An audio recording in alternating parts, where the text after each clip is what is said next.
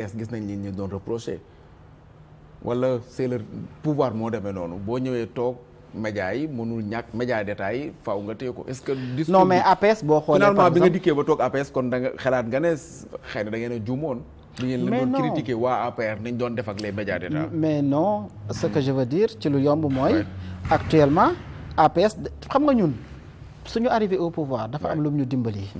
fi ñu jaar daf ñoo jàngal que ne opposition da nga koy jox kàddu. bien sûr. APS mi ngi jox opposition kàddu. RTS mi ngi jox opposition kàddu. Soleil sax mi ngi jox opposition kàddu. peut-être dama am voilà ku ci nekk ak sa force ak sa faiblesse. mais y a un processus. mais li wér te wóor mooy jox opposition kàddu bi ne veut pas dire que également on leur donne la possibilité de pouvoir instituer les institutions loolu mënuñ ko nangu fenn. dafa am loo xam ne waxoon nga ko man benn émission ma seetaan normalement xëy na yàggul noonu trop Ramadan la woon. nga doon wax ci communication wu gouvernement bi. nga def ci ay critiques. que ni doxul. am na ay sooxe. sooxe yi dañ na. premier ministre. génn bi mu génn bi passé. wax na ne dañuy defaraat la communication de Pastef. par ailleurs à travers ça peut-être par ricochet dirais-je la communication du gouvernement mais dafa des. loolu tout le monde le dit. ce n'est pas que c'est-à-dire mi ngi critiquer cela de manière objective que je critique des personnes je n'ai de problème avec personne ni avec Citizen Lee qui est mon camarade et frère de parti ni avec quelqu'un d'autre awma ci benn problème Wabi Gouv également waaye maam góor sama grand la sama xarit la ni avec Diallo ni personne mais le problème n'est pas là en réalité problème bi mooy c'est plus vaste que ça dans les directions actes yi ñuy posé dans les ministères actes yi ñuy posé est-ce que accompagné wu na ak véritable levier de communication je ne pense pas que doy na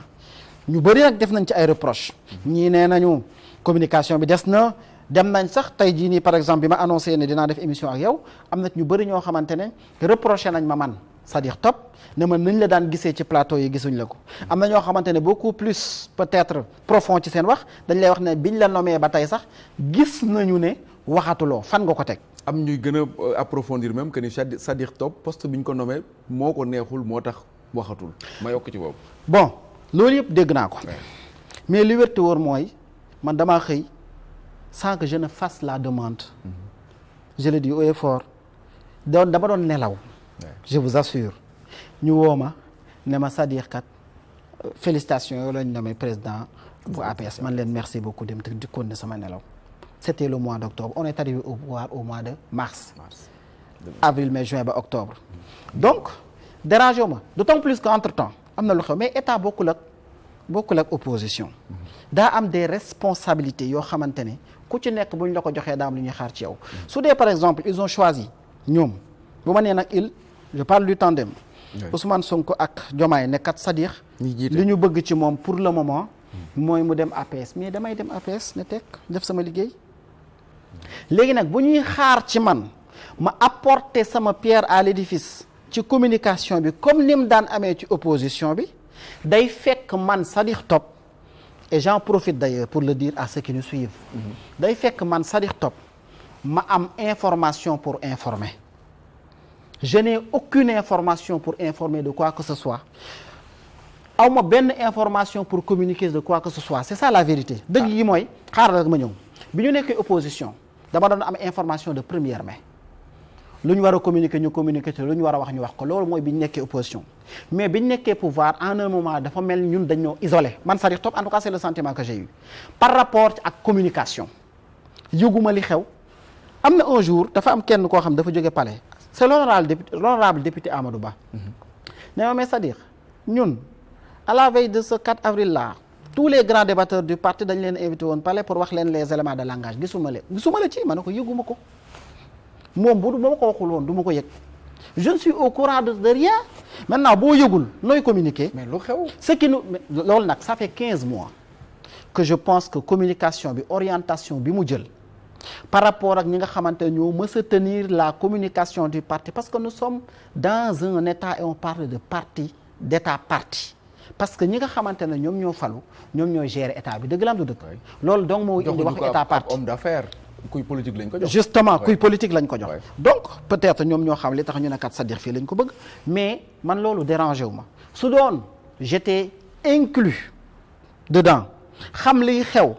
di am information et que ñu isolé wuñ samay morom xëy na communication bi dinañ ko téye nañ ko waroon téye mais que sénégalais yi nga xam ne wala boog suñu jeunesse bii nga xam ne ils se sont battus ñiy inquiété wu naan bi ñu la nommé léegi gisuñu la waxatoo lan ngay wax xanaa balaa ngaa servir benn plat dafay fekk nga am ingrédients yi nga xamante ne moo lay may nga mën koo togg ba mu ñor jox ko askan wi ñu mën koo téye loolu laa téyewul parce que je le dis haut et fort quand nous étions à PASTEF j'étais informé yëgoon naa li xew dama daan xam li xew dañuy woote ba bokk ci réunion mais bi ñu nekkee au pouvoir je le dis haut et fort man je ne suis pas informé boo informé wul nag mënoo joxe benn information changement dañ la daan informé wala yaa daan dem vers l'information parce que bu dee yaa daan dem vers l'information tant opposition pouvoir nga dem à l'étranger sa ay cours nangam ñenn ñi ne embourgeoisé wu am na ci par rapport ak xëy na ñi nga xam ne jox nañ leen ay poste ak yooyu noonu en tout cas dinañ dund leneen est-ce que lan mooy ci. non man nag yàlla daf maa dimbali loolu du sama problème. gis nga Issa. nit boo ko xamulee rek xamoo ko man ba fii may waxee yow. sama koñ boo ma fekkee sax mën nga bañ a xàmmee ne kii Sadikh Top la mën nga dégg tur bi nag. mais mën nga bañ a xàmmee ne kii la man yooyu dérangé wu ma ce sont des détails ñun dara feesul suñu bët gis nga li Ousmane Sonko di wax naan dara feesul sama bët. xëy na bokk muul bi nga xamante ne moom moo nekk ci moom. xëy na yàlla moom la def mu nekk ci ñun. man Sadikh Top laa la wax de xaw ma keneen dara feesul sama bët dara yëngalu ma. mais yaa daan dem vers l'information wala information moo daan ñëw. même boo demee man information bu ñëwul naturellement damay dem vers l'information waaye boo demee fekk porte yi tëju nooy def da ngay dem di fëgg fépp te aussi nous sommes dans un état hein. bu ma génnoon tey wax spéculer wax loo xamante ne xamuma ko wax loo xamante ne kat ce n'est pas la bonne information sama crédibilité mooy dem en jeu. du ma ko nangul kenn man nag si j'ai l'information xam li ñu war a wax compétence en communication bi ñu nangul ba ñëpp naan ñu dematu leen ci plateau yi mi ngi fi naka lañ koy waxee mi ngi fi temps pour joxe ko mi ngi fi mais l'ingrédient bi nga xamante ne mooy tax ñu mën koo servir la fi newul mooy l'information. en un moment le responsable moral de PASTEF di Ousmane le président de PASTEF Ousmane Sonko j'ai attiré son attention. wax nga ceeg moom. attiré na attention maintes fois. xëy na peut-être déggu ko woon à l'époque peut-être liggéey bi nga xamante ne moo bari woon mais xëy na tey gis na li ma ko doon wax. isolement boobu nag dafa am depuis plus de 15 mois bi ñu arrivé pouvoir te gis nga 15 mois xam nga lu mel. isolement de. en tout cas man de c'est-à-dire j'ai l'impression que je n'ai pas accès vraiment à l'information institutionnelle léegi nag boo ci amul nooy def da ngay débrouiller wu par-ci par-là créer ay émissions dem wax fa ñu dem ba gis ne sur la base de la communication du gouvernement li ngay wax amul mu jouer sa crédibilité du ma ko defal kenn je veux bien communiquer et ce projet-là gis nga le porte-étendard de ce projet muy le président de PASTEF Ousmane Sonko yàlla moo ñu ko cërale ñu fonk ko lool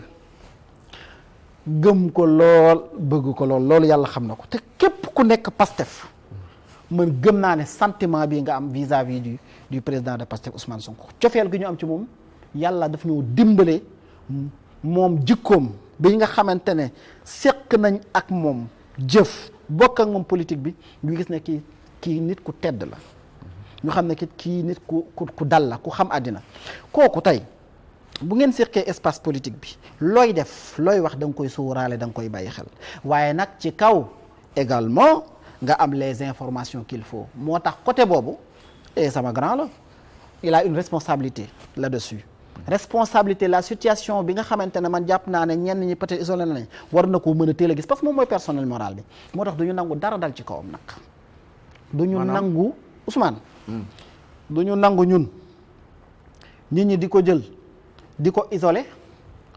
surtout quand je dis nag nit ñi je parle de l'administration surtout parce que xam na lu bari lu ñu xam du ñu nangu nit ñi di ko téye di ko saaga du ñu nangu nit ñi di ko téye di ko xas du ñu nangu ni ko nit ñi bëgg koo jël def ko la jaabul kooku du ñu ko nangul kenn parce que ñun nous avons pratiqué l'homme xam nañu ko xam nañ jikkoom xam nañ capacité xam nañ bëgg réewam xam nañ li mu sacrifié ak fi mu jaar pour réew mi mën a baax kooku tey moom la ñu jàpp ne moom mooy le porte-étendard de ce projet. mais yàlla na dimbali biir APS bu ñu la fa nommé wee ñëpp xam nañ liggéeyu PCA des fois bu la neexee sax man xaw ma sax ñaata temps nga gëj a dem APS mais bu la neexee du chaque jour nga fay dem du chaque semaine nga fay dem. exact ñoom ñi la nommé biir APS waroo jiñ kenn que ni dañ laa isolé parce que aussi am na ñoo xam ne ñoom la ñu nommé dénk leen communication. du sax benn institution kese mais foo dem am na ñu fa nekk ci communication moo xam ministère yi la moo xam direction yi la ba ci présidence ba ci primature ak big gouv gi nga xam ne moo coiffe wala moo en tout cas moo war a coiffé loolu yëpp. kon foofu am na ñu fa teg. kon isolement bi ñan la. waaye léegi je vais dama lay leeral. gis nga politique. dafa xaw a am yu sew yu ciy am. Le président de Pastef l'a dit bi mu génnam yenn clan yu sew saan yi mais man clan biir Pastef man Sadikh Top laa wax de dama ko mës a subir. ah bon. dama ko mës a subir. dañ dafay xeex. ma ne la en tout cas ci wàll yu ma nekk dama ko mës a subir mais xamul tax tollul ci man tarfatal ay nii parce que comme je t'ai dit tout à l'heure mbir yëngalu yooyu yëngalu ma ay détails la parce que ce n'est pas le plus important xam nga le plus important mooy lan. mooy li ñu waxtaane ak sénégalais yi. liñ leen di jox comme information li nga xamante ne moom la ñu war a def pour les servir mais parce que diw du sama xarit wala diw laa gën a xaritool ou bien diw deful lu ma la courbette peut-être même je préfère mieux que tel poste sama xarit occupé que Sadikh Top occupé ko yooyu amul sens te man ça ne me dérange pas hein li jëntiwu ma ko sax xam nga lu tax. war nañ koy yëg parce que moom nee na nunguwul ay clan di am biir Pastef. mais léegi nag. bu ñuy xeex Sadikh Top nekkoon ci projet bi. benn instant ëpp naag ëppul en tout cas xëy na subir nga ci ay attaques yu bari même les journalistes sax ñu ngi doon gis ni ngay waxee doo xaral ji nga ci doon demee ak yooyu noonu après nga ne da nga mas a subir ay xeex normalement war nañ ko yëg. ña ko war a yëg fañ ko war a yëgee chaque fois dinañ ko fa yëgee. loolu moom c'est clair nekkul espace public bi laay toog di wax ne ni kii la wala diw la wala sàngam non am na loo xamante ne suñu biir la danañ ko régler suñu biir et je pense que autorités yi xam nañ ko mais le plus important xam nga lan la mooy Issa. mooy ku ci nekk ñu xool fi nga jaar avec ce parti là pas nag de manière individuelle mais cette jeunesse là gis nga ndaw ñi nga foog ne les préoccupations de Sadikh Top ñor na leen jeunes yi dañoo joxe lépp pour ce projet là. même leur sang. au prix de leur sang kay. ñii au prix des membres. de leur corps. ñooñu ñëpp tey jii nii subir loolu pour que Sénégal mën a baax.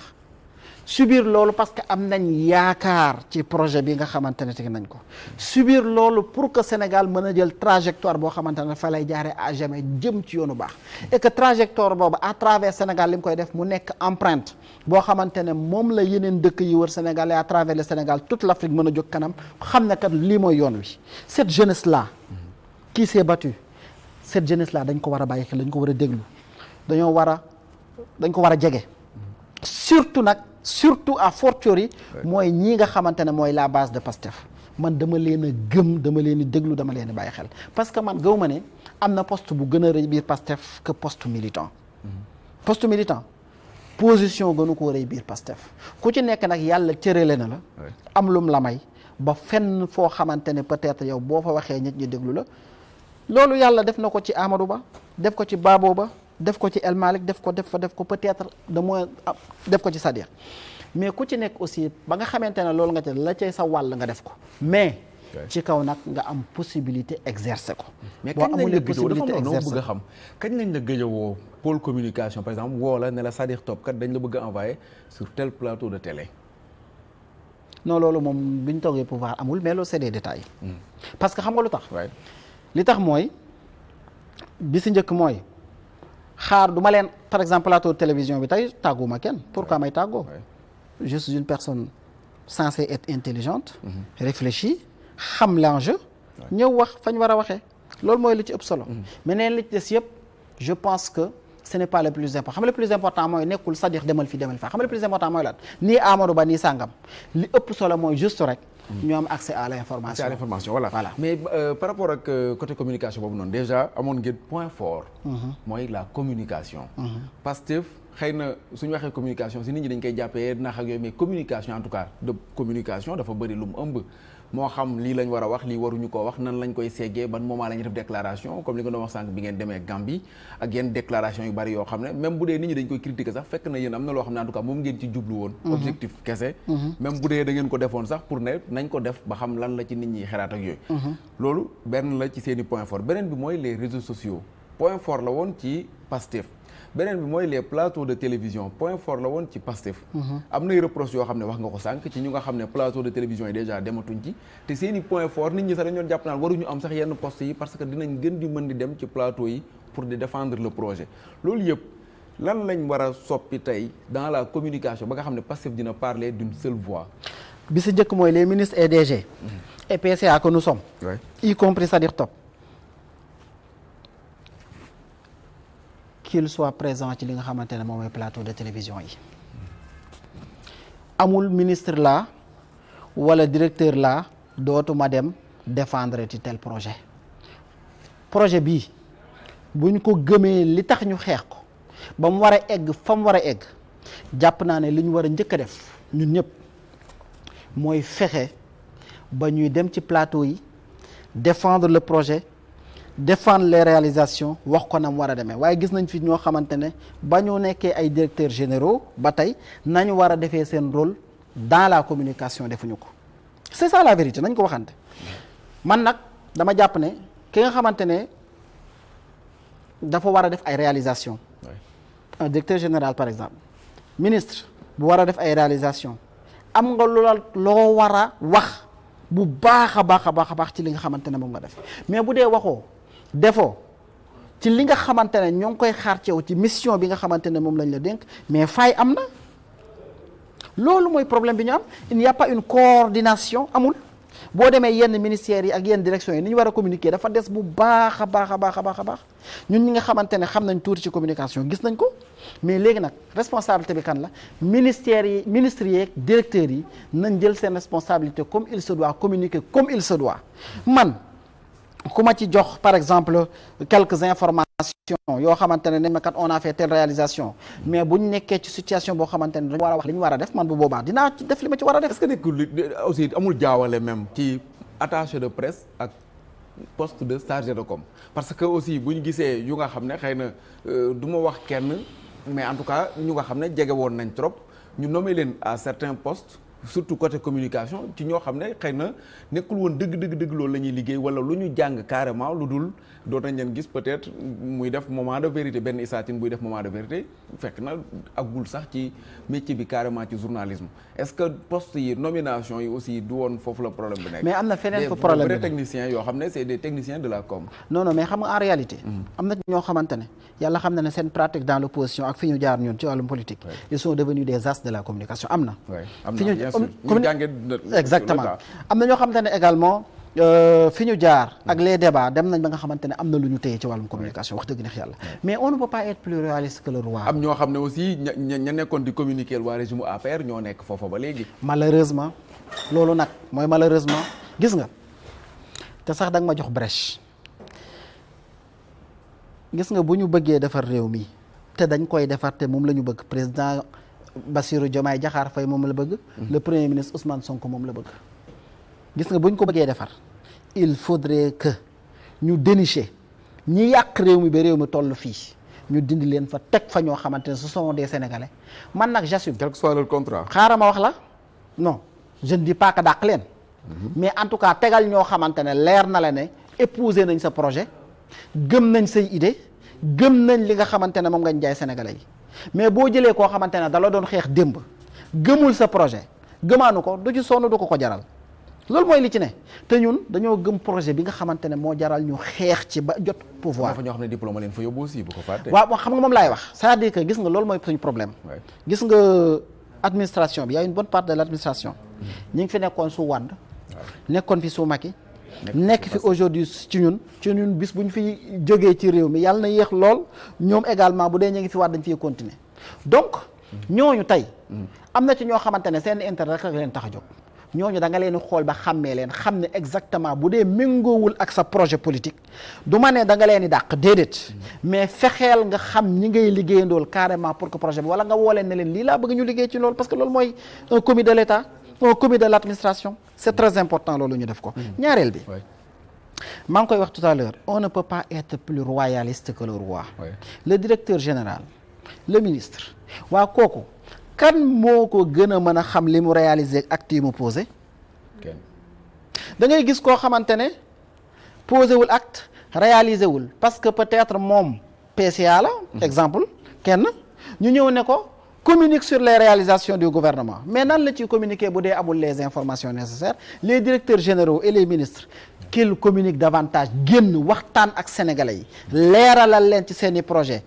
médias yi yaa ngi fi ne fang et on leur donne la possibilité de pouvoir s'exprimer de pouvoir s'expliquer nañ ko def s'il le faut également ñi nga xamante ne mën nañoo toog am seeni techniciens ñu defaral leen seeni live ci page Facebook parce que aujourd'hui les réseaux sociaux aussi sont des moyens de communication ñu toog même bu dee 1 ou 2 fois par mois waxtaan ak sénégalais yi ci li nga xamante ne moom lañ fi def parce que gis nga Issa 50 60 mois la def nañ 15 mois def nañ 1/4 de notre mandat 3/4 moo ñu ci def le temps passe vite 15 mois yi li ma gëm man mooy ku ci arrivé wul à faire quelque chose gëm naa ne nekkul suba nga koy def nii ginnaaw suba. am na ñu leen doon reprocher par rapport ak Mabor mi am na ci ñoo xam ne